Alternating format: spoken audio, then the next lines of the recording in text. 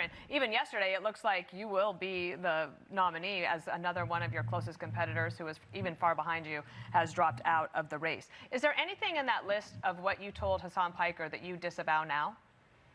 No. Okay. Is there anything in the DSA platform that you disagree with? Yes. Okay. What would that be? Abolishing the Senate. I believe it's nonsensical and non-practical at this time. Okay. Would you abolish the Supreme Court? No.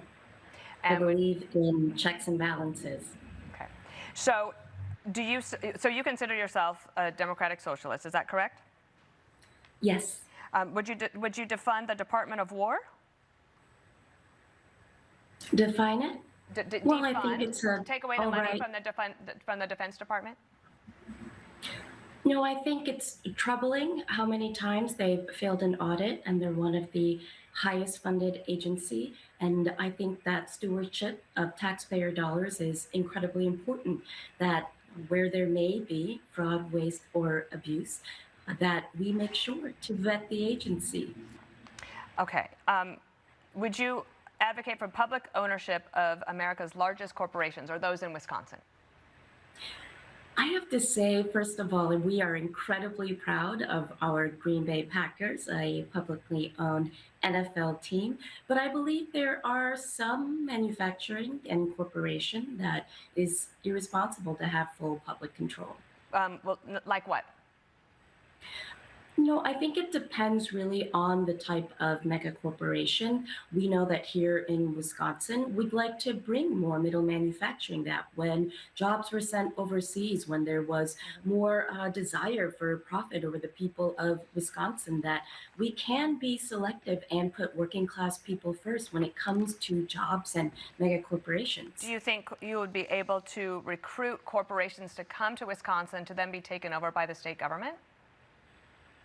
No, I don't think that it would be responsible for the state to bring in a mega corporation. All right. That would potentially be run by the state. I think that we want to create good jobs with good benefits and ensure that people have the freedom to pursue the type of life that we would like.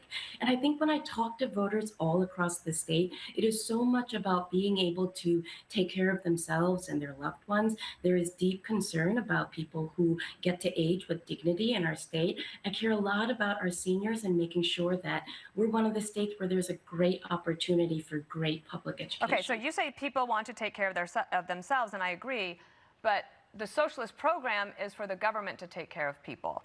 And I know that you've bristled a little bit about anyone pointing out previous things that you have said, but I just want to show everybody on the board here. This is some of your far left posts. I would say they're pretty far left, right? It's, for example, you say abolish the Senate. You want ICE out of Wisconsin. I understand the abolishing ICE is something you probably still want, but you also said to defund the police 4 times. And you want to defund the police as a first step towards abolishing the police. Now, President Trump won Wisconsin twice. It is the ultimate purple state. I set my novel there for a reason. It is the place where you have to have the most appeal to both sides or to independent voters. Why shouldn't people take you at your word when you say that you want to defund the police and go towards abolishing it? Dana, first of all, I have to say thank you so much for featuring my home state in your novel. And I believe that as a democratic socialist, what that means is that I would like to put working class people first over mega corporations. How does defunding the police put working class people first? I mean, I think that you're about to enter into a general election, likely with Tom Tiffany, the Republican. That's not going to be an easy race. It's going to be very easy for people to put up on the board and say, you said abolish the Senate, defund the police, abolish the police. And why should they not believe that you would want to do that you would try to do that if you became governor? I believe that people can evolve. We meet Trump voters from previous elections who now would like to vote for me, who have a sign in their yard. So who needs to evolve, the voter or you? The governor cannot defund the police, and I won't defund the police. So but you I have will evolved. invest in the things we know prevent crime, like getting guns off of our street, making sure there is victims for justice, that there are, places where our kids can go after school and thrive. We can't be tough on causes. We have to be tough on causes if we would like to be tough on crime. And as governor, I cannot defund the police. And I've reminded folks that I won't defund the police. Okay. Well, that will be it'll be something that your opponent brings up. Here's a poll from Marquette. Always a good poll. This is Tom Tiffany up at 43 to 40 if you put you two up together. He also has quite a fundraising advantage, but I would say that the DSA candidates have a lot of volunteerism. Do you welcome the DSA endorsement and/or volunteers to help on your campaign?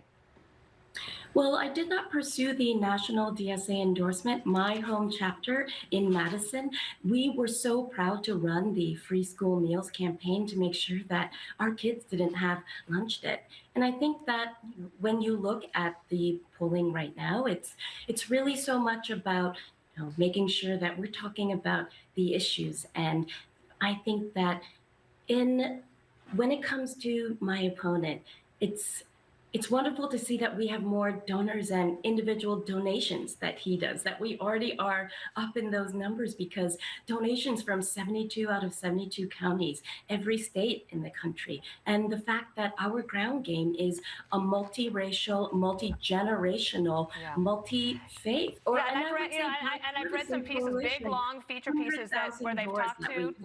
I just want to compliment you. I've read pieces where you've talked to Trump, where the reporters talk to Trump voters and say, she's very affable. They kind of like what you have to say. It's going to be an interesting race. We will cover it. I have one last question for you. Are you personally a dues-paying member to the DSA? In my home chapter in Madison, I have been since 2020. And I believe that as a democratic socialist, I'm less defined by just one organization, but clearly our bipartisan coalition means that I'm more defined by being a good single mom, that I am a service industry worker, that I truly believe in legislation that helps everyone. And these are the things that people want to talk about in rural and urban parts of the state. All right. Francesca, we are bumping up against a break. We appreciate you coming on. Dana, thank you so much for having me. Okay, take care.